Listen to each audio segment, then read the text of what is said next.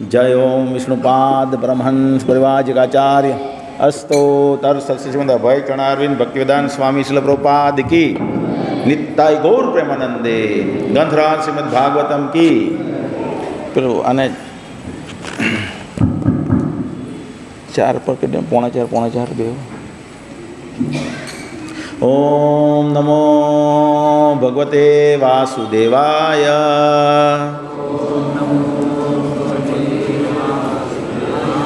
ओम नमो भगवते वासुदेवाय।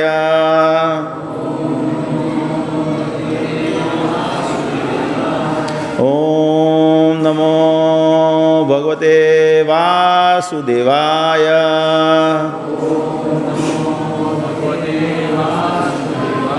नारायणं नमस्कृत्यां नरं चैव नरोत्तमं देवीं सरस्वतीं व्यासं ततो जयमुदीरयेत्।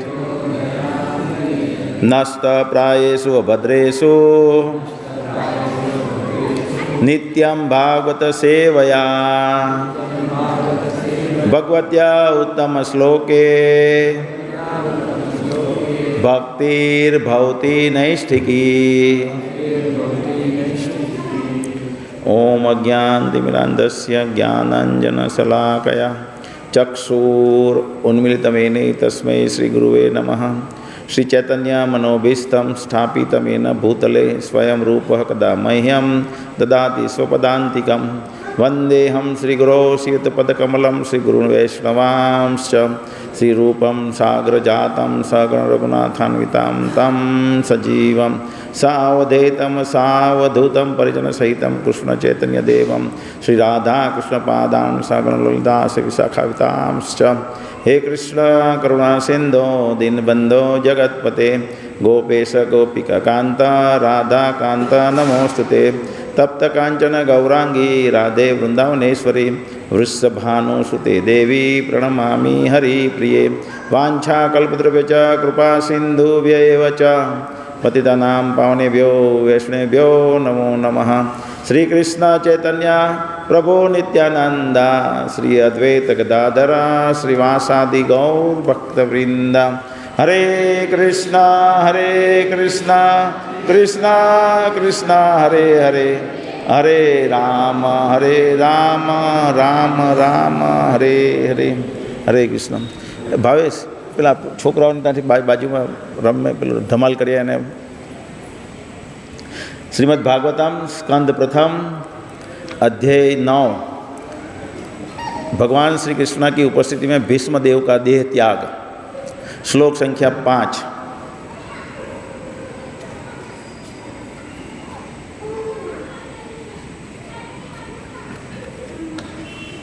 तत्र बधानी पासे छे मोबाइल में तमारे लखवानुं SB 1.9.5 गूगल क्रोम में बधा लखो एटले तरत ज आवी जशे। SB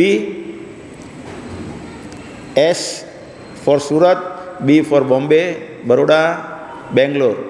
SB स्पेस मारवानो 1.9.5 मूकी दीधुं। इस्कॉन नवसारी ग्रुप में है ज।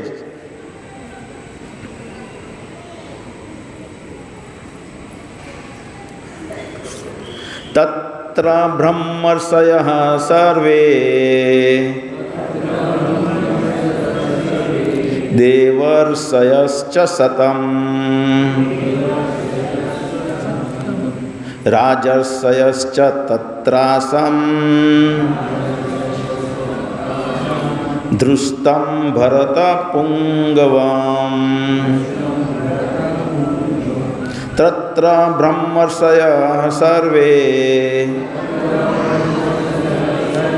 देवर्षयश्च सत्ताम् राजर्षय च तत्रासन् दृष्टुं भरत पुंगवम्। તત્ર બ્રહ્મર્ષયઃ સર્વે દેવર્ષયશ્ચ સત્તમ રાજર્ષયશ્ચ તત્રાસન દ્રષ્ટુમ ભરત પુંગવામ. કોઈ બોલી શકે?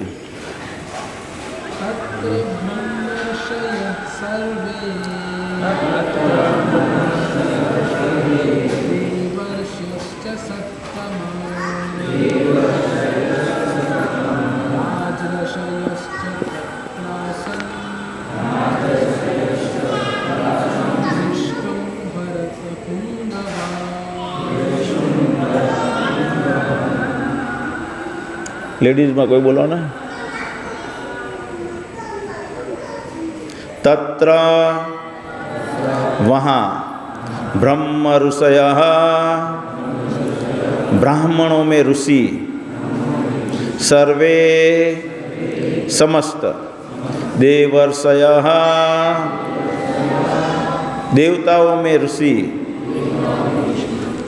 कौन कौन है? देवताओं में ऋषि कौन कौन? नारद मुनि, बीजू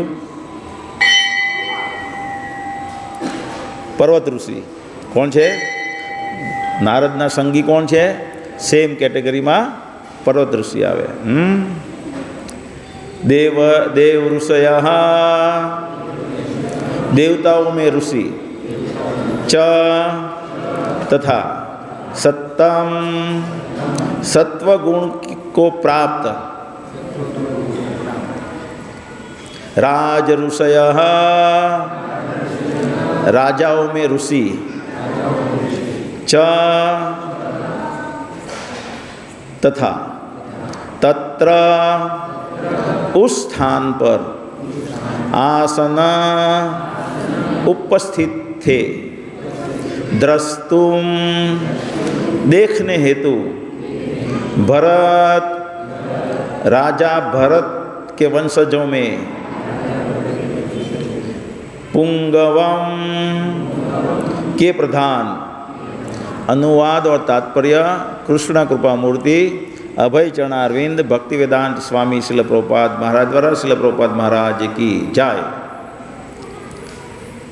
राजा भरत के वंशजों में प्रधान कौन है? भीष्मदेव को देखने हेतु ब्रह्मांड के सारे सत्वगुणी महापुरुष तथा देवर्षि ब्रह्मर्षि तथा राजर्षि वहाँ पर एकत्र हुए थे.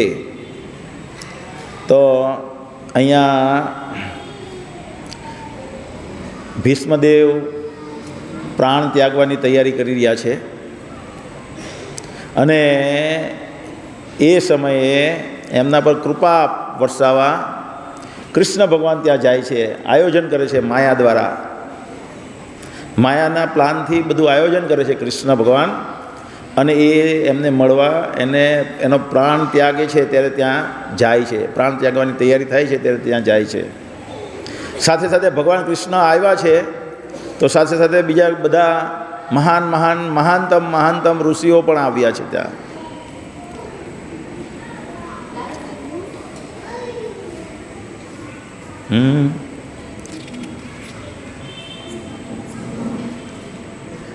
कया कया ऋषिओ? तो आगला श्लोक में ऋषिओना नाम पण आपेला छे बधा. आगला श्लोक में पर्वत मुनि, श्री नारद मुनि, धौम्य, ईश्वर के अवतार श्री व्यासदेव, बृहदश्च, भरद्वाज, परशुराम तथा उनके शिष्य वशिष्ठ, इंद्रप्रमद, त्रित, गृत्समद, असित, कक्षिवान, गौतम, अत्रि, अनुसुया ने अत्रि अनुसुया जी घरे थी अत्रि ब्रह्माजी पुत्र है, कौशिक तथा सुदर्शन जैसे सभी ऋषि वहाँ उपस्थित थे. आ बधा ऋषि क्यांथी आवी गया हैं? केवी रीतना खबर पड़ी आ बधाने कि अत्यारे कृष्ण भगवान आववाना छे अने आपणे पण आ समये बधा एकत्र थवानुं छे. કેવી રીતે ચાલતું? ઇન્સ્ટાગ્રામ? ના ના, સ્નેપચેટ, વોટ્સએપ. ત્યારે તો વોટ્સએપ હતું નહીં. હે, લેન્ડ રોવર મૂન પર ગયું. લેન્ડ રોવર મૂન પર ગયું ને? લેન્ડ રોવર મૂન પર ગયું કેટલા દિવસે પહોંચ્યું? 43 દિવસે. કેટલા દિવસે? 42-43 દિવસે પહોંચેલું ને? કોને યાદ છે? સાયન્સના તો સ્ટુડન્ટ જ નથી અહીંયા કોઈ. મહેન્દ્ર એક જ છે. હા, પ્રોફેસર બી છે ને સાયન્સના સ્ટુડન્ટ. આ 2-3 જણા છે. હે, તો આ જે લેન્ડ રોવર પહોંચતા કેટલા દિવસ થયા? હે, 42-43 દિવસ થયા. કેટલો છે ચંદ્રમાં ધરતી પરથી કેટલો દૂર છે? 2,35,000 કિલોમીટર. કેટલું? 2,35,000 કિલોમીટર. યોજન છે કે કિલોમીટર છે? 1 મિનિટ. હા, 1,000, 10,000 યોજન, 1,00,000 યોજન, 1,00,000માંથી 10 લાખ, 10 લાખમાંથી 2 લાખ. હા, 2,35,000 યોજન છે. કેટલું છે? 2,35,000 યોજન. હવે એ લોકો કહે કે ચંદ્રમા પર અમારું ચંદ્રયાન ગયું, પણ આપણે શાસ્ત્રની દ્રષ્ટિએ જોઈએ તો ગયું નથી. સમજણમાં આવે છે? શાસ્ત્રની દ્રષ્ટિએ એ ગયું નથી. હવે ચંદ્રમાંથી શરૂ થાય સ્વર્ગલોક શરૂ થાય. ક્યાં શું શરૂ થાય? ચંદ્રમાં સૌથી નીચેમાં નીચે લોક છે સ્વર્ગલોકનો. ત્યાંથી ધ્રુવલોક સુધી શું શરૂ થાય? ત્યાંથી ધ્રુવલોક સુધી સ્વર્ગલોક કહેવાય. ચંદ્રલોકથી ધ્રુવલોક સુધીના અંદર બધા બહુ બધા ગ્રહો આવે.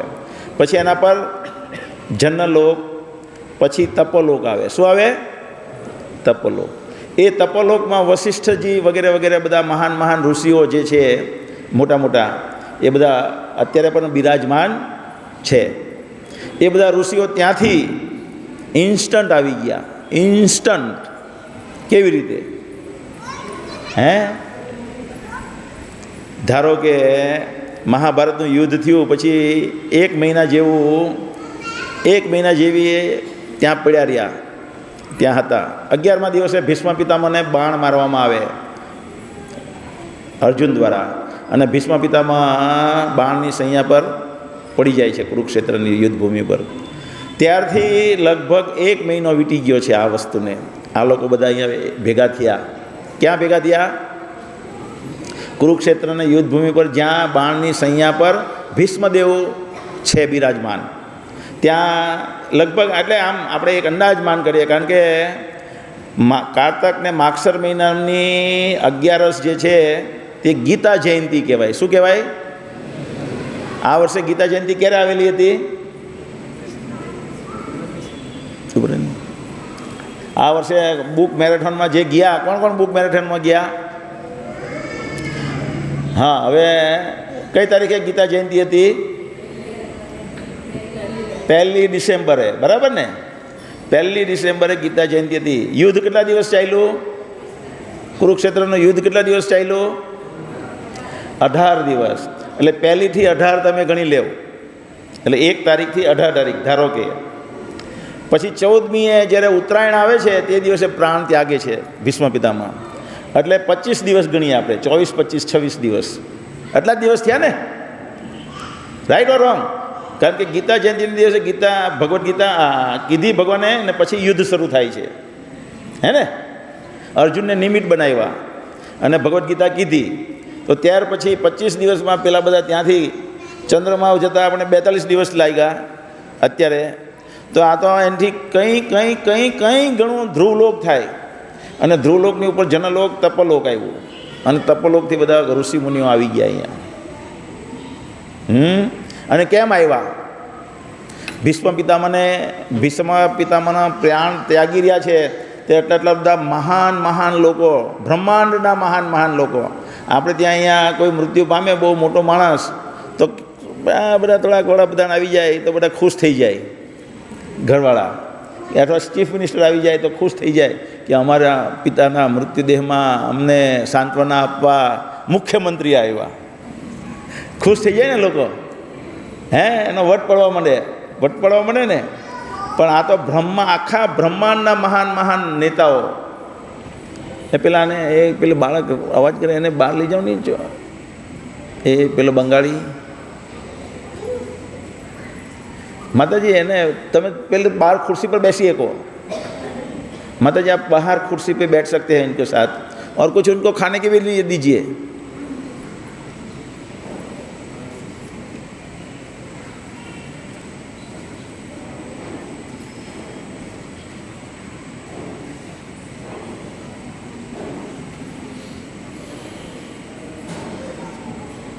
તો એટલા મહાન મહાન લોકો મૃત્યુદેહ જે દેહ ત્યાગી રહ્યા છે ભીષ્મ પિતામહ ત્યારે ત્યાં હાજર થયા છે।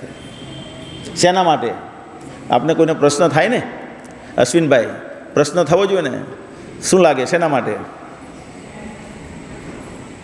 શેના માટે બધા ભેગા થયા?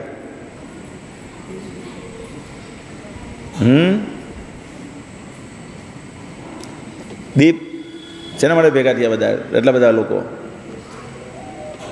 કોઈ કહી શકે? તમારું નામ શું? પ્રદીપ, પ્રતિક, પ્રતિકભાઈ બોલીએ। નથી ખબર? કોને ખબર છે? હા બોલો।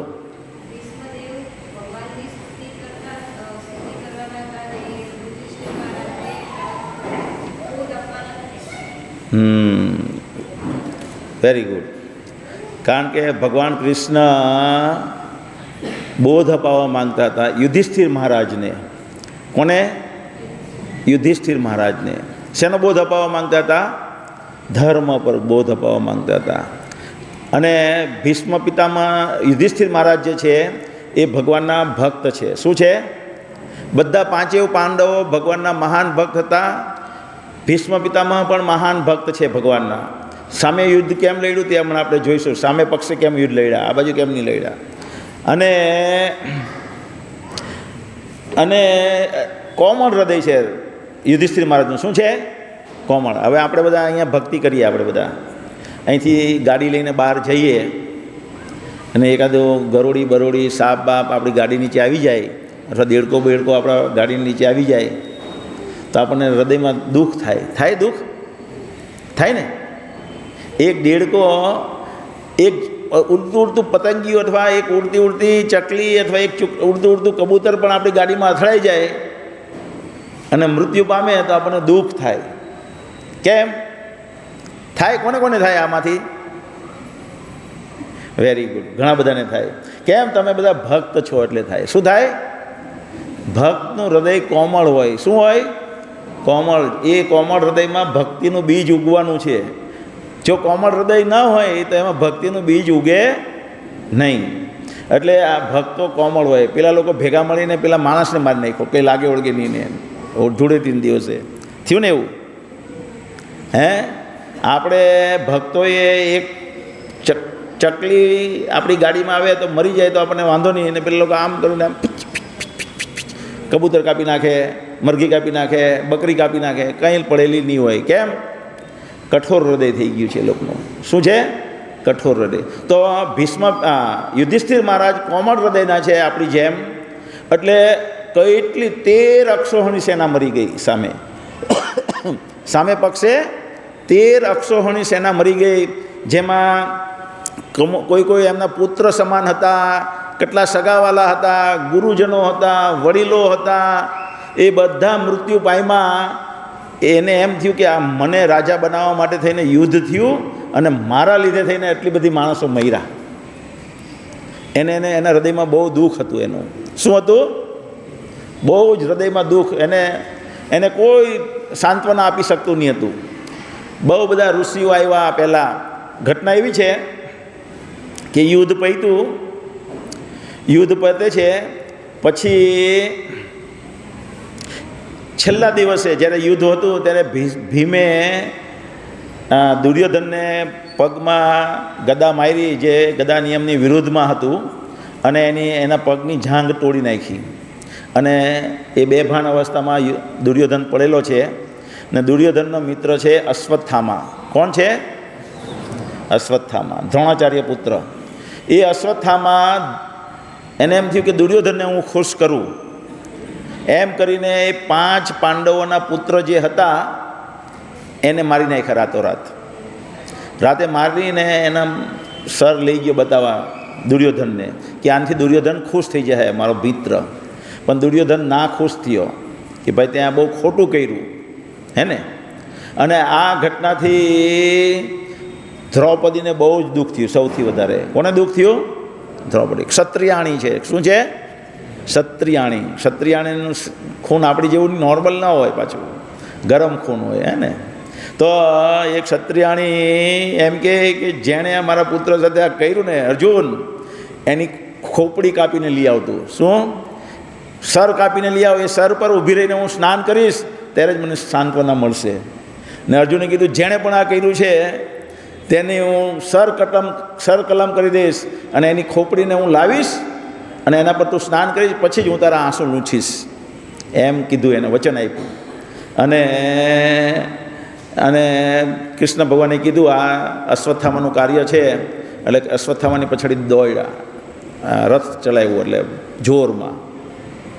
એટલે અશ્વત્થામા ગભરાઈ ગયો કે હવે તો મારો કોઈ નિકાલ નથી. એટલે ગભરાઈ ગયો એટલે એણે અંતિમ અસ્ત્ર છોડ્યું, બ્રહ્માસ્ત્ર, અર્જુનને મારવા દોડ્યો. તો અર્જુન ગભરાઈ ગયો. હે કૃષ્ણ કૃષ્ણ મહાબાહો, હે કૃષ્ણ આ શું થઈ રહ્યું છે? હે તમે ભક્તા નામ અભયંકર, ભક્તોને ભયમાંથી તમે એકમાત્ર બચાવી શકો એમ છો. એટલે કૃષ્ણ ભગવાન કહે આ છે બ્રહ્માસ્ત્ર, તું પણ વળતો પ્રહાર કર બ્રહ્માસ્ત્રથી અને એને નલિફાઈ કર ને પછી બ્રહ્માસ્ત્ર ખેંચી લે. પેલાને તો બ્રહ્માસ્ત્ર પાછું ખેંચતા આવડતું નથી, એટલે એ અસ્ત્ર છોડે અને બ્રહ્માસ્ત્ર પાછું ખેંચી લે. અને પછી એને બંદી બનાવીને લઈ આવે. અશ્વત્થામાને બંદી બનાવીને લાવે. પછી કૃષ્ણ ભગવાન કહે મારી નાખે ને. કૃષ્ણ ભગવાન પરીક્ષા કરે છે અર્જુનની કે તારે એને મારી જ નાખવો જોઈએ. અને બધા કહે કે નહીં. અમુક દ્રૌપદી જ પછી છેલ્લે કહે નહીં, આ બ્રહ્મબંધુ છે. શું છે? બ્રહ્મબંધુ. આપણા ગુરુનો બ્રાહ્મણનો પુત્ર છે અને આપણા ગુરુપુત્ર પણ છે. અને આપણા દ્રોણાચાર્ય મરી ગયા છે. કૃપી જે એની પત્ની છે એ એકલી થઈ ગઈ છે. એનો માત્ર આશ્રય કોણ છે? અશ્વત્થામા. એકને એક પુત્ર છે, હવે પતિ તો જતા રહ્યા આ છે, એટલે આપણે એને મારવો જોઈએ નહીં. કૃષ્ણ ભગવાન કહે નહીં, એને મારી નાખો. જે વ્યક્તિ, કૃષ્ણ ભગવાન એક ઉદાહરણ આપે છે, જે વ્યક્તિ કમજોર પ્રાણીની હત્યા પર પોતાની આજીવિકા ચલાવે છે એને મારી જ નાખવા જોઈએ. એ એના કલ્યાણ માટેની વાત છે. Right or wrong? શું કહે છે? એટલે બધા કસાઈને મારી નાખવા જોઈએ. કૃષ્ણ ભગવાન એમ કહી રહ્યા છે. નિર્દોષ પ્રાણીની ઉપર પોતાનું જીવન ચલાવે જે વ્યક્તિ, એને મારી નાખવામાં આવે તો એનું કલ્યાણ છે. ખબર છે એવી વાત? હે મરોવા જીવોવા વાળા તમને આશીર્વાદ ખબર છે? શું છે સંદીપભાઈ? બોલો.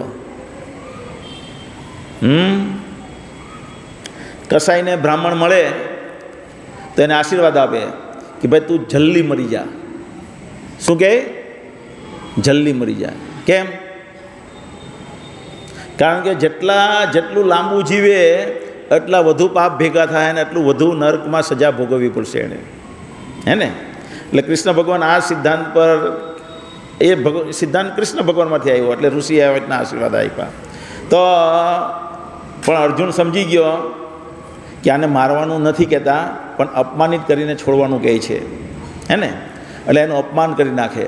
એના અહીંયા મસ્તક પર એક મણી હોય, એ મણી કાઢી લે અને 5 ચોટલી બનાવીને વાળ કાપી લે એના, અને એને અપમાનિત કરીને મોકલી દે. બ્રાહ્મણો અને ક્ષત્રિયોનું જો અપમાન કરવામાં આવે તો મૃત્યુ બરાબર કહેવાય.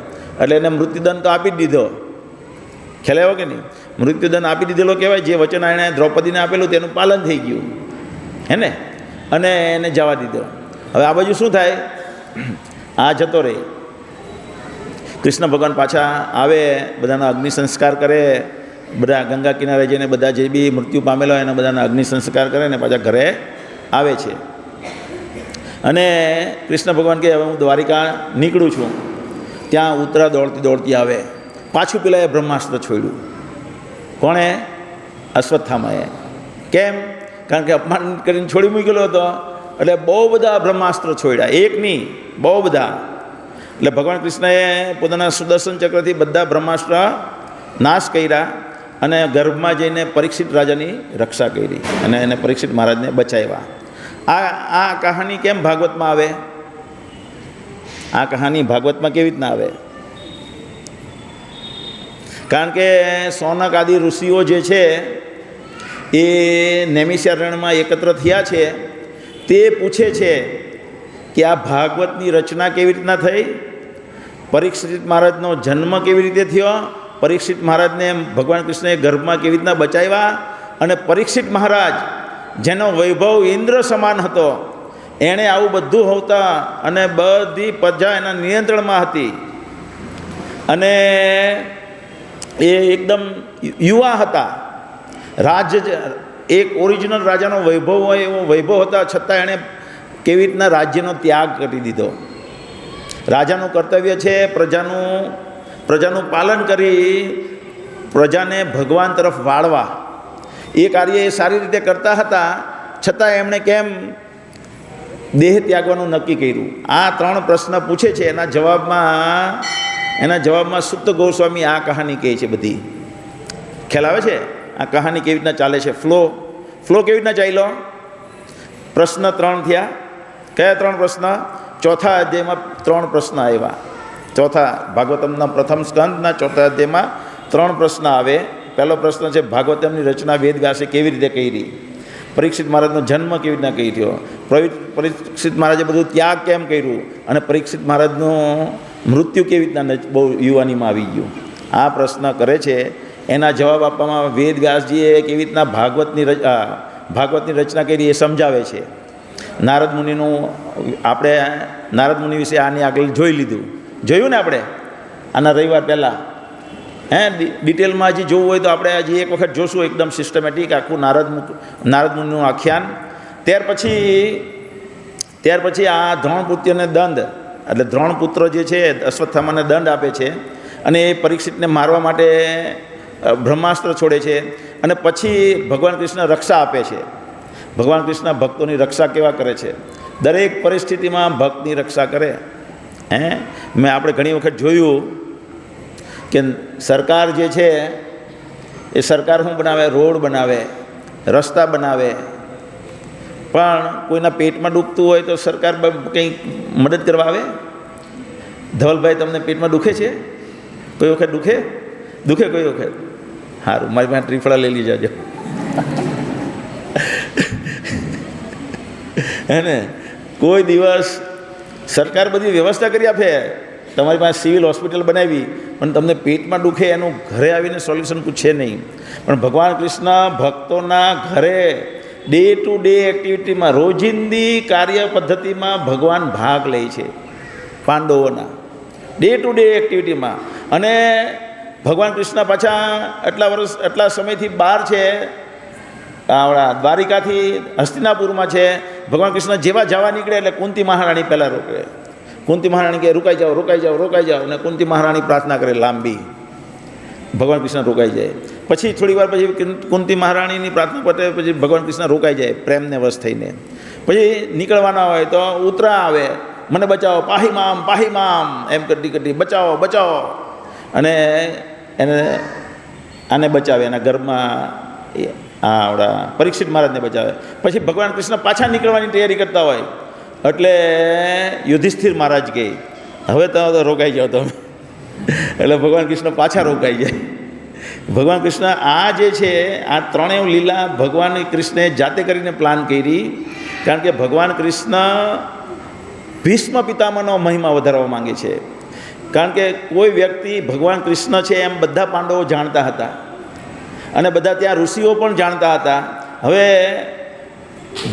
યુધિષ્ઠિર મહારાજ એટલા માટે કહે છે કે તમે રોકાઈ જાઓ, કારણ કે એ એમના ભક્ત છે હે ને. અને એને બહુ દુઃખ થયું છે. શેનું દુઃખ થયું છે? એટલે બધી પ્રજા મરી ગઈ એનું. હવે બધા એને સાંત્વના આપે કે આ તો ભાઈ કાળનો, આ તો કર્મના બંધન છે, કર્મના બંધન પ્રમાણે બધું ચાલ્યા કરે. બધી રીતે બધા સાંત્વના આપે, પણ એને મનમાંથી દુઃખ જતું જ નથી. હવે કોઈ તમે સમજાવો, કૃષ્ણ ભગવાન કોઈને સમજાવે અને કોઈ સમજે નહીં એવું બની શકે? હે રાકેશભાઈ, કૃષ્ણ ભગવાન તમને આવીને સમજાવે કે ભાઈ શાંત થઈ જાઓ રાકેશભાઈ, તો રાકેશભાઈ સમજી જાય કે હા કૃષ્ણ ભગવાન કે એટલે કંઈક તો હશે, બરાબર ને, હે ને. પણ યુધિષ્ઠિર મહારાજ સમજતા નથી. માયાના આવરણથી એવી રીતના જેમ અર્જુનને ઢાંકી દીધો હતો એવી રીતના અહીંયા અર્જુનને યુધિષ્ઠિર મહારાજને ઢાંકી દીધા. પછી એ બધાને લઈને જાય છે. હવે કેવી રીતના મહિમા વધારવા માંગે છે ભીષ્મ પિતામહનો ભગવાન કૃષ્ણ, તે જુઓ તમે. કૃષ્ણ ભગવાન બે વસ્તુ આમાંથી એકમાંથી સાબિત કરવા માંગે કે મારથી પણ જેને સાંત્વના નથી પામતા એ ભીષ્મ પિતામહ એને સાંત્વના આપી શકે છે. જો બધાની વચમાં કેટલા મોટા મોટા ઋષિઓ ભેગા થયા છે, જોયા ને તમે. પર્વત મુનિ ને નારદ મુનિ, તમે વિચારો બ્રહ્માંડમાં સાથે જ ફરતા હોય. આપણે મૃગારીની દ્રષ્ટાંત પેલું જોયું, એક વખત મૃગારી જે છે એ અડધો શિકાર કરતો પશુનો, હે ને, અને જીવિત છોડી દેતો હતો. અને નારદ મુનિ એના ભક્ત બનાવ્યો. પછી એને મળવા પાછા નારદ મુનિ આવે છે ત્યારે કોની સાથે આવે છે? પર્વત મુનિ સાથે આવે છે, હે ને. એક વખત બે જણાએ નક્કી કરેલું હોય કે આપણે છે ને એકબીજાની વાત જે મનમાં આવે ને કોઈ દિવસ એકબીજાની વાત કહી દેવાની. આપણા બેની વચ્ચે કંઈ બેન ગુપ્ત નહીં રહેવું જોઈએ. ખુલ્લું મનમાં જે ભાવ જાગ્યો એ જાગી દેવાનું, એકબીજાને કહી દેવાનું, એવો એ લોકોએ સંધિ કરેલી હોય. કોણે? પર્વત મુનિને નારદ મુનિએ. હવે એક રાજાની ત્યાં જાય તો એને પુત્રીને શું કહેવાય? રાજકુમારી કહેવાય ને. રાજકુમારી એમને પ્રસાદ પીરસે છે બહુ સરસ રીતે અને ખૂબ સુંદર દેખાતી હોય.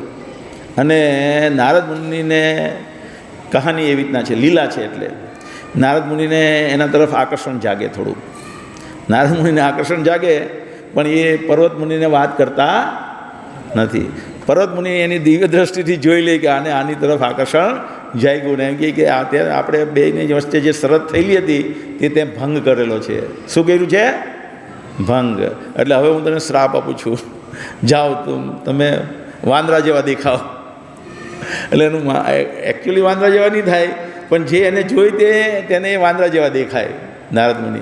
પછી ધીમે ધીમે સંધિ થઈ જાય અને પર્વત મુનિ નારદ મુનિ પણ સામે શ્રાપ આપી દે પર્વત મુનિને. અને પછી બે જણા થોડાક ટાઈમ પછી શાંત થઈ જાય અને એકબીજાને આપેલો જે શ્રાપ છે તે ખેંચી લે. તો એ પર્વત મુનિ આવા શક્તિશાળી છે, એ પણ ત્યાં સાંત્વના આપે છે. આવા બધા ઋષિઓ ભેગા થયેલા છે ત્યાં, હે ને. વશિષ્ઠજી કેવા ઋષિ હતા, હે. વિશ્વમિત્ર વશિષ્ઠજી પાસે કઈ ગાય હતી? કામધેનુ ગાય હતી ને. અને કોને જોતી હતી? વિશ્વમિત્રને જોતી હતી. રામાયણમાં છે. શું છે સ્ટોરી રામાયણમાં? હે, વિશ્વમિત્રને જોતી હતી ને એ યુદ્ધ કરે છે તો એને હરાવી દે છે ને. હરાવી દે ને, મંત્ર દ્વારા જ હરાવી દે વિશ્વમિત્રને, હે ને. એવા મહાન ઋષિ છે વશિષ્ઠજી, જે અયોધ્યાના કુલગુરુ છે, હે ને. તો આવા બધા ઋષિઓ ત્યાં છે તો પણ સાંત્વના નહીં પામી રહ્યા. અને ભગવાન કૃષ્ણ એના ભક્તનો મહિમા વધારવા. ભક્ત કેવી રીતના છે? કેમ ભક્ત છે અને એનો મહિમા કેમ વધારે છે? કારણ કે કૃષ્ણ ભગવાન આ જગતમાં બતાવવા માંગતા હોય લોકોને, દુનિયામાં શું બતાવવા માંગતા હોય કે કોઈ પણ મારો ગમે તેવો ભક્ત હોય, એ મારા ભક્તને જો કોઈ ગમે એવો સામે શક્તિશાળી વ્યક્તિ હોય એ જો અપમાનિત કરે તો એને હું હરાવીશ, એને હું પરાસ્ત કરીશ, છે ને. ભીષ્મ પિતામહ એટલા શક્તિશાળી હતા કે પરશુરામજીને લલકાર ફેંકેલો. કોને ફેંકેલો?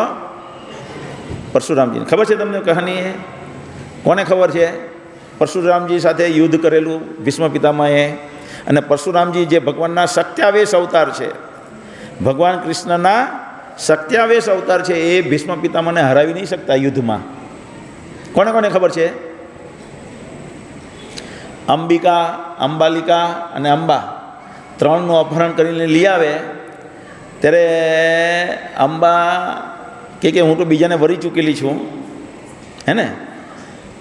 અંબાલિકા કે કોણ કહે છે? અંબાને એમ કે હું તો બીજાને વરી ચૂકી છું.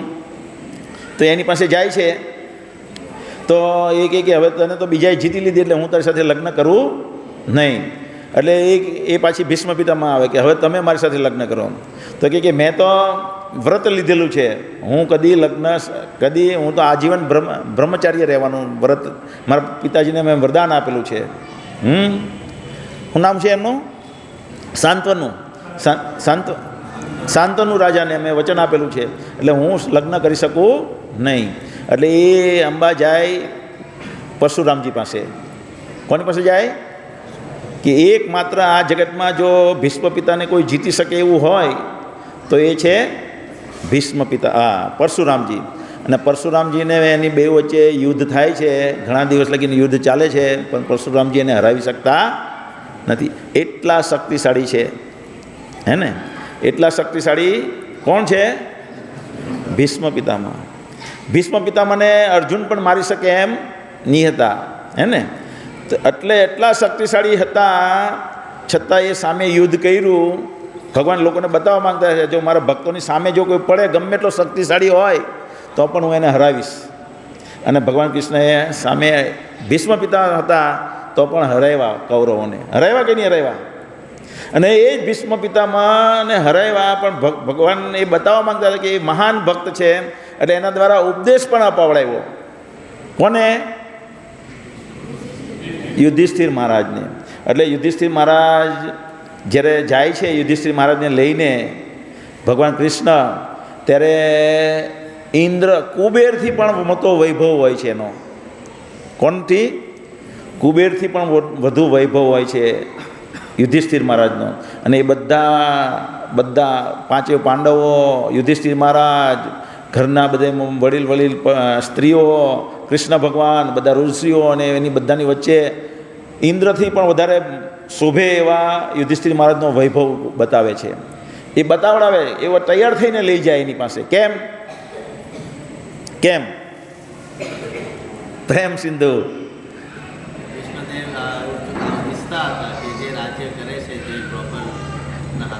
નહીં, એ ભીષ્મ પિતામહ જે છે એને બચપણથી જ પાંડવો તરફ કૂણી લાગણી હોય. એણે જોયેલું કે આ પિતા વગરના પુત્રો છે. એના પિતાને એની બહુ નાની અવસ્થામાં જ પિતા એના મૃત્યુ પામ્યા છે. અને એ આ 5 પાંડવોને બહુ જ હેરાન કરવામાં આવ્યા આખી જિંદગી કૌરવો દ્વારા. અને આ લોકો ભગવાનના ભક્ત એટલે કોમળ હૃદયના, સારી વાણી, કઠોર વાણી નહીં. દુર્યોધનની વાણી કેવી? કઠોર. જ્યારે પાંડવોની વાણી કેવી? નરમ. તો એ નરમ વાણીથી અને એક કરુણતાનો ભાવથી એટેચ હતા પાંડવો સાથે. અને એ ઈચ્છતા હતા કે યુધિષ્ઠિર મહારાજ રાજા બને. અને યુધિષ્ઠિર મહારાજ રાજા બને એમ જ્યારે એની ઈચ્છા હતી ત્યારે ભગવાન કૃષ્ણ જાણતા હતા કે ભીષ્મ પિતામહની ઈચ્છા છે કે યુધિષ્ઠિર મહારાજ રાજા બને ને એનો વૈભવ ઇન્દ્ર જેવો હોવો જોઈએ. એટલા માટે એને એવી રીતે તૈયાર કરીને લઈ ગયા. ત્યાં લઈ ગયા ને એમની પાસે સાંત્વના અપાવે છે. કેવી સાંત્વના અપાવે છે? આપણે અહીંયા તાત્પર્યમાં જોઈએ. ऋषि वे हैं जिन्होंने आध्यात्मिक उपलब्धियाँ द्वारा पूर्णता प्राप्त की है. ऐसी आध्यात्मिक उपलब्धि कोई भी अर्जित कर सकता है. અહીંયા કે આધ્યાત્મિક ઉપલબ્ધિ માટે કોઈ પણ વ્યક્તિ આ આધ્યાત્મિક ઉપલબ્ધિ પ્રાપ્ત કરી શકે. શેની જરૂર છે? ગયા વખતે આપણે જોયું, આની પહેલાં 2 રવિવારે પહેલાં મેં તમને કીધું હતું શું કે વેદ વ્યાસજી દિવ્ય દ્રષ્ટિથી જોઈ શકતા હતા ભગવાન કૃષ્ણના ધામમાં. જ્યારે એ ભાગવતની રચના કરે છે ત્યારે એમણે ધ્યાનમાં બેઠીને ભગવાન કૃષ્ણની મહાન લીલાઓ ધ્યાનમાં જોઈ. અને સાથે માયાદેવીને પણ જોયું, અને બેઉને જોયું ને બેઉના પ્રભાવને જોયો, અને પછી એમણે ભાગવતની રચના કરી. ભગવાન કૃષ્ણની એકમાત્ર મધુર લીલાઓનું વર્ણન કર્યું. એમણે કેમ વર્ણન કર્યું? એવી રીતના ભગવાન કૃષ્ણની બધી અલગ અલગ લીલાઓનું વર્ણન કેમ કર્યું? હે, આપણે જોઈએ કોઈ દુઃખી માણસનો સંગ કરીએ તો શું થાય? આપણે દુઃખી થઈ જઈએ. પિંડક જે કોઈ હોય, ઝૂમ બરાબર ઝૂમ શરાબી, એનો સંગ કરીએ તો આપણે શું થઈ જઈએ? ઝૂમ બરાબર ઝૂમ શરાબી થઈ જઈએ. કોલેજમાં કોઈ ડ્રગ્સ લેતું હોય અને એની સાથે આપણે સંગ કરીએ તો આપણે બી ડ્રગ્સ લેતા થઈ જવાના ચાન્સ બહુ વધી જાય, હે ને? તો ભગવાન કૃષ્ણ ને ભગવાન કૃષ્ણની લીલા કથા જે છે એમાં કોઈ તફાવત નથી. ભગવાન કૃષ્ણ જેટલા શક્તિશાળી છે એટલી જ એમની કથાઓ પણ શક્તિશાળી છે, અને એમાં કોઈ ડિફરન્સ નથી ભગવાન કૃષ્ણ અને કથામાં. એટલે જ્યારે આપણે કથા શ્રવણ કરીએ છીએ, અને એ પણ જો શુદ્ધ ભક્તના મુખેથી જો આપણે કથા શ્રવણ કરીએ તો એ એટલી શક્તિશાળી છે કે કૃષ્ણના સંગમાં આપણને લાવી દે છે ને આપણને પૂર્ણ શુદ્ધ કરી નાખે છે. શું કરી નાખે છે? પૂર્ણ શુદ્ધ. આપણે શુદ્ધ થવાની જરૂર છે? ખુશી કેમ? આપણે તો રોજ તો નાય, હે ને? ભક્ત 2 વખત નાય, ભક્ત 2 વખત નાય, 3 વખત નાય, હે ને? તો પછી આપણે તો શુદ્ધ જ છીએ ને. પછી જરા હાથ ધોઈએ, કાનમાં આંગળી નાખે તો હાથ ધોઈ લઈએ, નાકમાં આંગળી નાખે તો હાથ ધોઈ લે. આપણે શુદ્ધ તો છીએ, તો પછી શુદ્ધ થવાની શું જરૂર છે? હે, એક છે બાહ્ય શુદ્ધિકરણ. શું છે? બાહ્ય શુદ્ધિકરણ. અને એક છે આંતરિક શુદ્ધિકરણ. મન, બુદ્ધિ ને અહંકારનું શુદ્ધિકરણ કરવાનું છે. એ બધી વસ્તુને ભગવાનની સેવામાં જોડવાનું છે. આપણે શરીરથી ભગવાનની સેવા કરીએ છીએ, શરીરથી એટલે મંદિર સફાઈ કરીએ, કીર્તન કરવા જઈએ, પુસ્તક વિતરણ કરીએ, આ ભગવાનની સેવા થઈ શરીરથી, હે ને? મનથી ને બુદ્ધિથી ને અહંકારથી પણ ભગવાનની સેવા એ સૂક્ષ્મ સેવા છે. ભગવાનની સૂક્ષ્મ શરીર દ્વારા સેવા કરવાની છે. એટલા માટે શુદ્ધિકરણની જરૂર છે. અને આ ભગવાનની કથા જે છે એ એવી શક્તિશાળી છે કે આપણને આંતરિક શુદ્ધિકરણ કરી દે. એને નારદ મુનિ એનું તાદસ ઉદાહરણ છે. નારદ મુનિએ શું કીધું કે મેં આ મહાભાગવતનું ઉચ્છિષ્ટ ખાધું, પ્રસાદ, મહાપ્રસાદ ખાધો, અને મને એ ખાવાથી એ જે મહાભાગવતો કથા કરતા હતા એ સાંભળવામાં રુચિ થઈ. મહાભાગવતો જે કથા કરતા હતા એ કથામાં મને રુચિ જાગી, અને એ કથામાં મને રુચિ જાગી એવા જ મારા બધા પાપ ધોવાઈ ગયા, અને હું પૂર્ણ રૂપેને શુદ્ધ થઈ ગયો છે ને. અને ભાગવતનામના આપણે 5 શ્લોક પણ આવડે. પહેલાં મેં તમારી પાસે અમુક જે સોમવારના પ્રોગ્રામમાં આવે છે એ ભક્તો પાસે મોઢે કરાવ્યા છે. શું છે? ખુશી કાં છે? બીજું કોઈ છે? હે?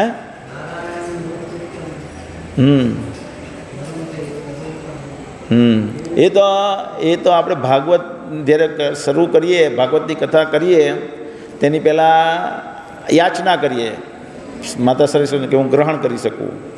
હે, કયા શ્લોક છે? બીજા અધ્યાયનો 16મો શ્લોક કાઢો.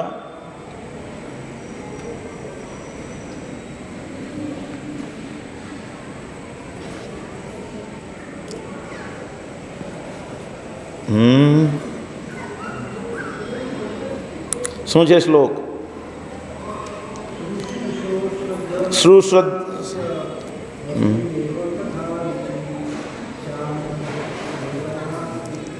શુશ્રુષો શ્રદ્ધાનસ્ય વાસુદેવ કથા રુચિ શ્યાન્મહત્સેવયા વિપ્રા પુણ્યતીર્થ નિસેવનાત. O twice born among the sages. Suta Goswami Shaunaka આદિ ઋષિઓને કહે છે, ઓ સૌનક આદિ ઋષિઓ, જે કોઈ ભગવાનના મહાન ભક્તો છે એની જો સેવા કરવામાં આવે તો એ મહાન કાર્ય થયું કહેવાય. અને આવું કરવાથી ભગવાનની કથા સાંભળવામાં રુચિ થાય છે. By such service one gains affinity for hearing the message of Vasudeva. તો નારદ મુનિએ સેમ વસ્તુ કરી. આ જ વસ્તુ 5મા અધ્યાયના 24મા શ્લોકથી 28મા શ્લોકનું વર્ણન છે. જે આ શ્લોકમાં કીધું છે એ જ વસ્તુ નારદ મુનિના જીવનમાં થયું. શું થયું? નારદ મુનિએ એ મહાન ભક્તોની સેવા કરી. એના આશ્રમમાં એ જ્યાં રહેતા હતા દાસીના પુત્ર તરીકે, ત્યાં ભગવાનના મહાન ભક્તો આવ્યા. મહાન ભક્તો ભગવાનના જ્યારે આવે છે ત્યારે એમની જ્યારે સેવા કરવામાં આવે છે ત્યારે શું થાય છે ધીરજભાઈ? બહુ મોટું કાર્ય થયું કહેવાય. શું મોટું કાર્ય થયું કહેવાય? એના દ્વારા ભગવાનની કથા સાંભળવામાં રુચિ ઉત્પન્ન થઈ જાય. અત્યારે નવસારીમાં કેટલા લોકો છે? નવસારીની વસ્તી કેટલી? 5 કરોડની હશે? હે? 7 કરોડ? ઓકે, 7 લાખ. સોરી 7 લાખની વસ્તી છે. 7 લાખમાંથી અહીંયા કેટલા જણા છે? 50-100 જણા, 100-125 જણા, હે ને? એટલે કેટલા ટકાવારી કેટલી થઈ ભાઈ? પ્રતિકભાઈ, ટકાવારી કેટલી થઈ? પોઈન્ટમાં થઈ ગઈ ને? કેમ આવું છે? કારણ કે મહત સેવાયા, જે ભગવાનના મહાન મહત સેવાયા એટલે મહાન જે ભગવાનના શુદ્ધ ભક્તો છે એમની સેવામાં એ લોકોએ સેવા કરી નથી. એટલે એ લોકોને વાસુદેવની કથામાં રુચિ નથી, હે ને? હવે અહીંયા વાસુદેવની કથામાં રુચિ લાગી જાય તો શું થાય? તો 17મા શ્લોકમાં કીધું. સેમ નારદ મુનિને થયું. સેમ નારદ મુનિ એનું ઉદાહરણ છે. શૃણવતઃ સ્વકથા કૃષ્ણ, એમ કે ભગવાન કૃષ્ણની કથા સાંભળવામાં. પુણ્ય શ્રવણ કીર્તન હૃદયાંત સ્થો હિ અભદ્રાણી વિધનોતિ શ્રુતસતામ. કે જો કોઈ ભગવાનની કથા સાંભળવામાં રુચિ ઉત્પન્ન થઈ ગઈ કોઈની, તો હૃદયની અંદર અભદ્ર જે છે, હવે આપણને તો અહીંયા અભદ્ર શું છે તે જ ખબર નથી. કોને કોને ખબર છે હૃદયની અંદર અભદ્ર છે? એમ કોના કોના હૃદયમાં અભદ્ર છે? આંગળી ઊંચી કરે, હાથ ઊંચું કરે. હે? કોઈ લેડીઝને અંદર અભદ્ર નથી? અભદ્ર ભાર અભદ્ર ભરેલા છે. આપણે અભદ્રથી ભરેલું છે હૃદય. એક મોટો ડુંગર અહીંથી જો ડુંગર બનાવવામાં આવે ને તો ચંદ્રલોક, ધ્રુવલોક, સ્વર્ગલોક પૂરું થઈ જાય, જનલોક, તપલોક, બ્રહ્માંડની પાર પહોંચી જાય ને એટલું અભદ્ર ભરેલું છે આપણી અંદર, બધાની અંદર. હે? આપણને ખબર જ નથી કે મને આ રોગ છે. રોગ હોય તો રોગ ખબર હોય તો ઈલાજ થાય ને, ખબર પડે. પેલો ડૉક્ટર રોજ દવા આપે, અલગ અલગ દવા આપે. પેલાને સારું થાય નહીં. કેમ નહીં સારું થાય? હતો ટાઇફોઇડ અને મેલેરિયાની દવા આપતો હતો ડૉક્ટર. શું કરતો હતો? દવા કયો રોગ છે એ જ નહીં ખબર હતી ને, એટલે દવા ઊંધી ચાલી. એવી રીતના આપણી અંદર અભદ્ર ભર્યું છે, આપણને ખબર જ નથી રોગ છે આપણી અંદર. તો ખબર હોય તો ઈલાજ થાય ને, ખબર નહીં હોય તો કેવી રીતે ઈલાજ થાય? નહીં ને. પછી એટલે કે જો વ્યક્તિ અભદ્ર એટલે શું? હે? ચૈતન્ય મહાપ્રભુ કે શૂન્યાયતમ જગત સર્વમ ગોવિંદ વિરહણમે. ચૈતન્ય મહાપ્રભુ શિક્ષાષ્ટકમાં આપણને સમજાવે છે કે જ્યાં ગોવિંદ નથી, ગોવિંદનો વિરહ છે, ગોવિંદ નથી એટલે ભગવાન કૃષ્ણ નથી જ્યાં, ત્યાં શૂન્યાયતમ જગત સર્વમ, જગત શૂન્ય છે. એનું ઉદાહરણ કોણ છે? દશરથ મહારાજ. કોણ છે? દશરથ મહારાજ. દશરથ મહારાજને રામ સાથે એટલો પ્રેમ હતો કે દશરથ મહારાજ એક ક્ષણ પણ રામના વિયોગમાં જીવી શક્યા શૂન્ય, જગત શૂન્ય લાગવા માંડ્યું. એ વર્ષ, એ જમાનો દ્વાપર યુગ, 10,000 વર્ષનું આયુષ્ય. કેટલા વર્ષનું આયુષ્ય? કેટલા વર્ષનું? 10,000 વર્ષનું આયુષ્ય. અને એમાં કેટલા વર્ષનો વનવાસ થયો રામ ભગવાનને? 14 વર્ષ. તો 10,000 વર્ષની અંદર 14 વર્ષ શું વેલ્યુ? કંઈ જ વેલ્યુ નહીં ને. પણ 14 વર્ષની 1 સેકન્ડ પણ ગોવિંદના વિરહમાં જગત શૂન્ય દેખાય, હે ને? તો આપણામાં આવું નહીં દેખાતું. આપણે આવું દેખાય છે? કેમ? હૃદયની અંદર અભદ્ર ભરેલું છે. શું ભરેલું છે? હૃદયની અંદર અભદ્ર છે. જ્યારે આ ફિલિંગ આવશે કે આ જગતમાં કશું લેવાનું નથી, આ જગતમાં એ ભાલો એ મંદ, દોનો મનોધર્મ, આ સારું ને આ ખરાબ એ બધું મનોધર્મ છે આ જગતમાં. એકમાત્ર સારું છે ગોવિંદ ભગવાન કૃષ્ણ. હે તો જ્યાં સુધી કેમ? કારણ કે એ વાસ્તવિક આપણા સુખનો જે પણ જે છે, જેમ કે ગયા રવિવારે મેં કીધું કે ભગવાન કૃષ્ણ આપણા હૃદયમાં બેઠેલા છે.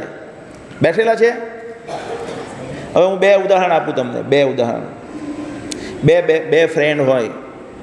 2 ફ્રેન્ડ એક ત્રીજી ફ્રેન્ડના લગ્નમાં જાય, અથવા 2 પુરુષ ફ્રેન્ડ, 2 સ્ત્રી ફ્રેન્ડ, જેને જે ગણવું હોય તે ગણો.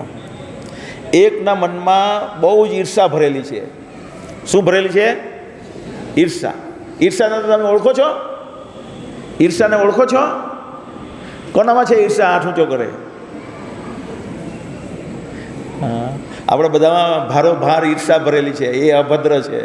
શું છે? ભગવાન કૃષ્ણ કહે ઈચ્છા દ્વેષ, દ્વેષ એટલે ઈર્ષા, ઈચ્છા દ્વેષ સમુથેના દ્વંદ્વ મોહેન ભારત સર્વભૂતાની સમોહમ સર્ગે યાંતિ પરંતપ. તમે બધા ભેગા થાવ, 5 ફ્રેન્ડ ભેગી થાય અને એક છઠ્ઠી ફ્રેન્ડ હોય તે નહીં આવે. શું થાય? 5 ફ્રેન્ડે ભેગું થવાનું, છઠ્ઠી ફ્રેન્ડે નહીં આવવાનું. એટલે 5 ફ્રેન્ડ બધા પેલીને ખોદે. એ તો એવી છે, આ તો એવી છે, આ તો એવી છે, આ તો તેવી છે. એ તને ખબર પેલા દિવસે આમ કરેલું, મને તો એ ગમે જ નહીં આવું કરે ને. એટલે હવે એ ફ્રેન્ડ પાછી આવી જાય આમાં, અને પેલી 5માંથી એક જતી રહી, એટલે બીજી 5 થઈ ગઈ, છઠ્ઠી એક પેલી જતી રહી, તો પાછી 5 ભેગી મળે તો પેલીને ખોડી નાખે. હે ને? એમ કરતાં કરતાં ફરતી બધી ચેન્જ થતી જાય એક પછી એક, ને બધા એકબીજાની ખોદે. શેના લીધે ખોદે? ઈર્ષા. હે, તમારી પાસે એક સાડી હોય, બહુ મસ્ત સાડી હોય, અને તમારી દેરાણી એવી જ સાડી લઈ આવે, એટલે આપણા મનમાં જલન થાય. થાય કે નહીં થાય? થાય ને? પુરુષને બી એવું છે. એકલા તો સ્ત્રીના મને ઉદાહરણ થોડાક મળે છે. હે ને? બહુ જ. ધારો કે દેરાણી જેઠાણી છે, જેઠાણી કે દેરાણી ફરી આવે દુબઈ, તો દેરાણી કહે કે આવતા વર્ષે તો મને તમારે લઈ જ જવાનું, નહીં તો તમારું આવી બન્યું. આ છે ઈર્ષા. જ્યાં લગીન દેરાણી નહીં ગયેલી હતી ત્યાં લગીન કોઈ નહોતી મગજ મારી, પણ દેરાણી જી આવીને હું કેમ રહી ગઈ, એટલે ઈર્ષા. હે ને? તો ભગવાન કૃષ્ણ ભગવદ્ ગીતાના 7મા અધ્યાયનો 28મા શ્લોકમાં કહે છે, 28 યા 26મા શ્લોકમાં, ઈચ્છા દ્વેષ સમુથેના દ્વંદ્વ મોહેન ભારત સર્વભૂતાની સમોહમ સર્ગે યાંતિ પરંતપ. આ જગતમાં આપણે ઈર્ષા કરી એટલે આવ્યા, અને દરેકના હૃદયમાં ડુંગર છે ઈર્ષાનો. જેને કૃપા થઈ જાય ભગવાનની, જેમ આપણે કોઈ રોગ થઈ ગયો હોય અને પકડાતો જ નહીં હોય, અને ભગવાનની કૃપા થાય ને પકડાઈ જાય તો ઈલાજ તરત થઈ જાય, પણ પકડાય નહીં તો ઈલાજ થાય. તો આપણે ભગવાન મને શું તકલીફ છે, કૃપા કરીને મને કૃપા કરો, મારા અંદર જે રોગ છે સબ મને પકડાઈ જાય, તો કૃપા થઈ જાય તો રોગ સારો થઈ જાય.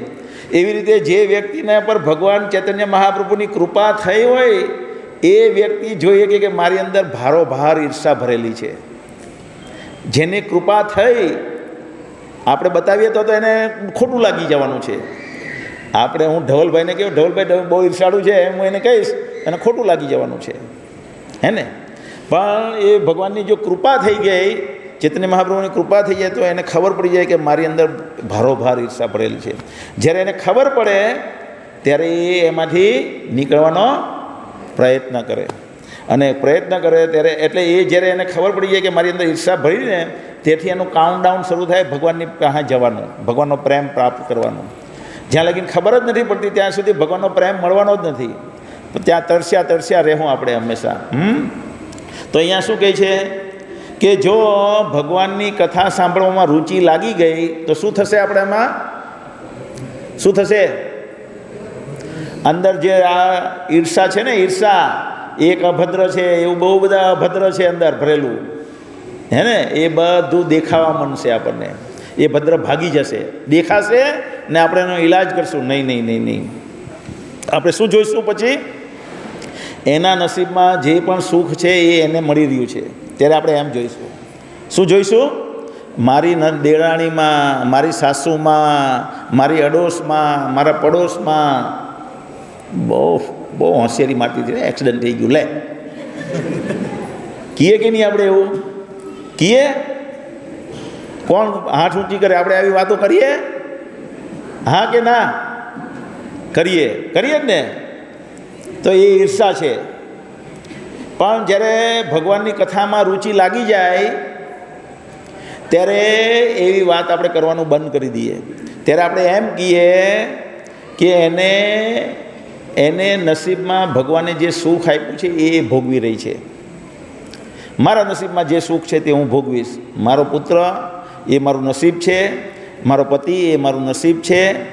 જે મને આપ્યું છે એનાથી મારે સંતોષ અનુભવવાનું, ભગવાને મારા માટે યોગ્ય વસ્તુ આપી છે એમ જોતી થઈ જાય ત્યારે ઈર્ષા ડાઉન થઈ કહેવાય. સમજમાં આવે ને? તો એ ભગવાનની કૃપાથી, એટલે આપણે જ્યારે મેં તમને કીધું શરૂઆત આપણે તેવી જ ના થઈ કે લગ્નમાં ગયા, ઈર્ષા છે તો એક વ્યક્તિને જેને ઈર્ષા છે તે દુઃખ અનુભવશે. શું અનુભવશે?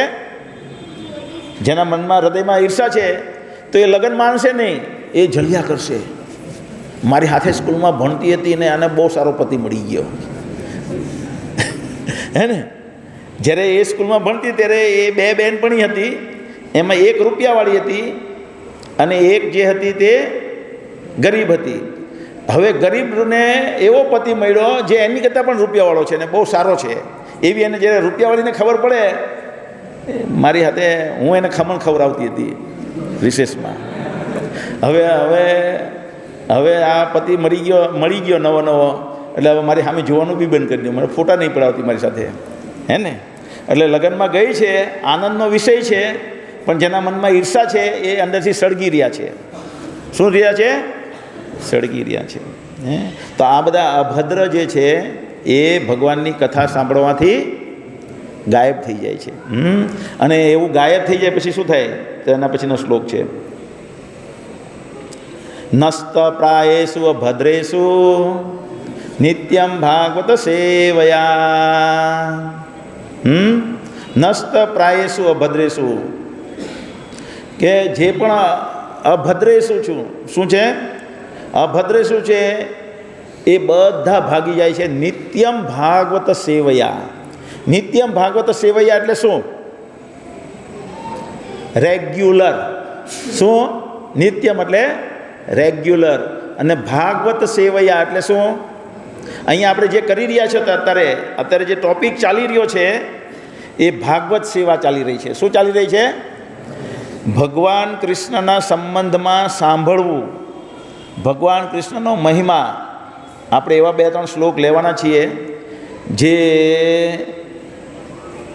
અર્જુન ભગવાન કૃષ્ણનો કેવો મહિમા ગાય છે.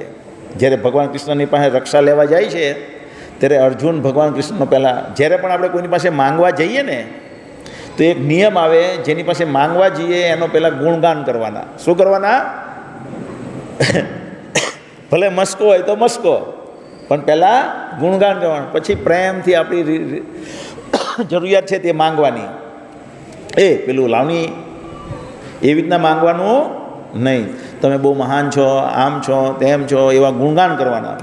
તો અર્જુન જ્યારે બી જાય છે, અશ્વત્થામાં અસ્ત્ર છોડે ત્યારે, તો ભગવાનનો મહિમા ગાય અને ભગવાન એની રક્ષા કરે. એવી રીતે ઉત્તરા ભગવાનનો મહિમા ગાય, એવી રીતે કુંતી મહારાણી ભગવાનનો મહિમા ગાય, એવી રીતે આપણે આવતા રવિવારે ભીષ્મ પિતામાં કેવી રીતના ભગવાન કૃષ્ણનો મહિમા ગાય છે તે પણ આપણે જોઈશું. તો આવી રીતે ભગવાનનો મહિમા બહુ જબરજસ્ત, બહુ રસપ્રદ છે. ખાલી આપણને રસપ્રદ નહીં લાગતો એનું કારણ શું છે? હાથ ઊંચું કરે જેને ખબર હોય તે. આજે જ અત્યારે જ સંભળાવ્યું, એ બહુ રસપ્રદ છે, આપણને એનો રસ નથી લાગતો. હાથ ઊંચો કરે. કોણ કોને ખબર પડી? નહીં, હાથ ઊંચો કરે, હાથ ઊંચો કરે. પેલે સફેદ ઓઢણીવાળા બેન, તમારું નામ શું છે? રૂપાદેવી. રૂપાદેવી, કેમ આપણને રુચિ નહીં લાગતી? બતાવો.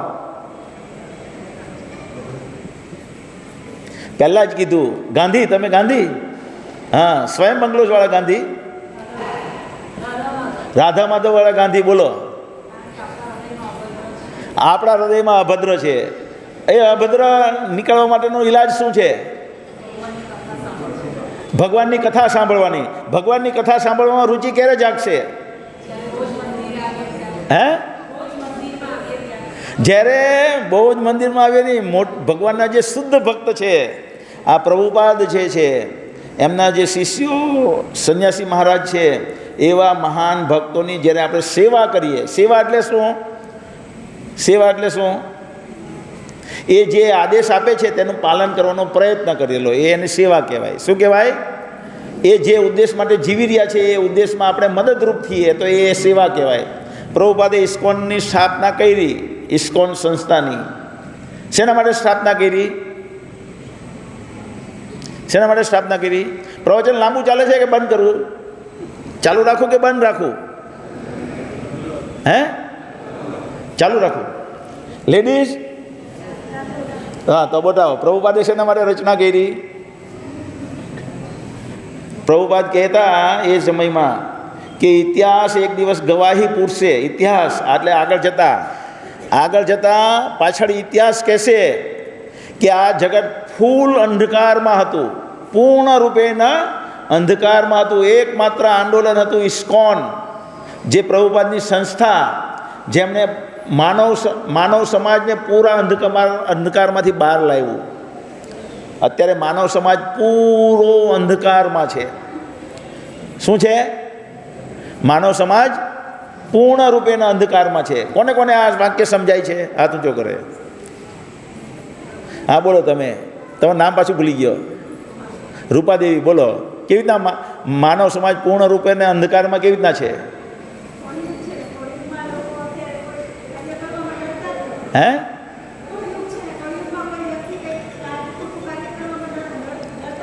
હા, ખોટું કરવામાં ડરતા જ નથી. કેમ? પ્રશ્ન થાય ને. ખોટું કરવામાં ડરતા નથી. કેમ?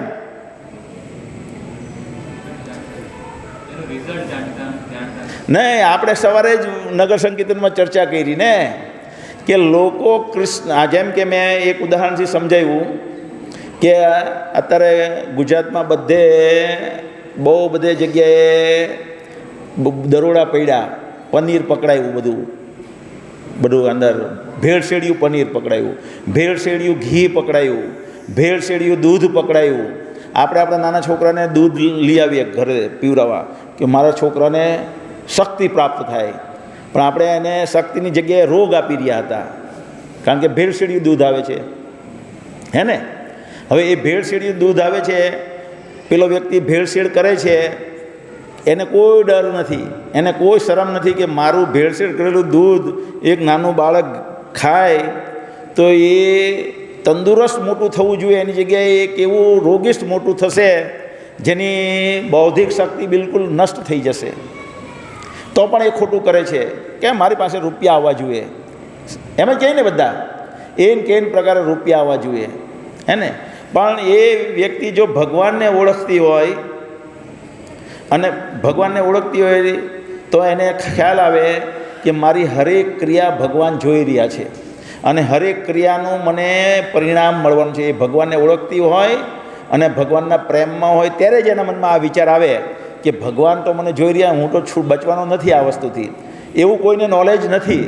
ચારે બાજુ આખા નવસારીમાં જોઈ લો, આખી દુનિયામાં જોઈ લો, કોઈ ભગવાન કોણ છે અને એના નિયંત્રણમાં આખું જગત ચાલી રહ્યું છે. હે ને? એવું કોઈને ખબર નથી. એટલે પૂર્ણ રૂપે બધા અંધકારમાં છે. તો એ પ્રભુપાદે સંસ્થા સ્થાપી ઇસ્કોન, જે બધાને જાગૃત કરે છે. હવે ભક્ત જો ભેળસેળ કરે તો એને જબરજસ્ત ડબલ સજા મળે, કારણ કે એને તો નોલેજ છે ને એ ભેળસેળ કરે છે. ખ્યાલ આવે છે ને વાતને? એટલે એણે તો એ ભેળસેળ કરી જ નહીં, કે એ તો જાણે છે કે મારા નસીબમાં જે સુખ ભગવાને નક્કી કરેલું છે, તસ્યેવ હેતો પ્રયતેત કોવિદો ન લભ્યતે ભ્રમતામ ઉપ્રિયદઃ તલ્લભ્યતે દુઃખવદ અનાયતઃ કાલે ન સુખમ ગોભિરહંસા. કહે છે કે જેવી રીતે દુઃખ કોઈ પણ પ્રયત્ન વગર આવે છે, અયત્ન દુઃખે શું બોલ્યો હું, તસ્ય હેતુ પ્રયત કોઈ દો ન લભ્યતે ભ્રમતામ ઉપર્યત તદ લભ્યતે દુઃખવદ અનાયત. દુઃખ જે છે કોઈ પણ પ્રયત્ન વગર આવે છે, એવી રીતના સુખ પણ કોઈ પણ પ્રયત્ન વગર આવશે. ભક્ત આ જાણે છે. એટલે એ કે મારે શું કરે નવા કર્મના બંધન બનાવવા, ખ્યાલ આવે છે ને. તો જો કોઈ ભગવાનને ઓળખે તો જ એ ખોટું કરવાથી અટકે, નહીં તો અટક્યાય નહીં. તો એટલા માટે પ્રભુપાદે સંસ્થા સ્થાપી કે લોકોને ભગવાનને ઓળખાવાનું છે. આ આંદોલનનું એકમાત્ર કાર્ય છે, લોકો ભગવાનને ઓળખે, અને ભગવાનને ઓળખશે તો એ જોશે કે ભગવાનને હું પ્રિય થાવ એનાથી મને બધું સુખ પ્રાપ્ત થાય, ભગવાનથી હું અપ્રિય થાવ તો મને બધા દુઃખ પ્રાપ્ત થાય. તો એ સંસ્થાને સ્થાપીને એમાં આપણે જો મદદરૂપ થઈએ, મહત સેવયાને કહેવાય. શું કહેવાય? ભગવાનના મહાન ભક્તોની સેવા. તો એ સેવા કરીશું તો બાકીનું બધું ધીમે ધીમે આવશે. Right or wrong? નારદ મુનિ ઉડે છે ને, ઉડે, હવામાં ઉડતા ઉડતા ગીત ગાય.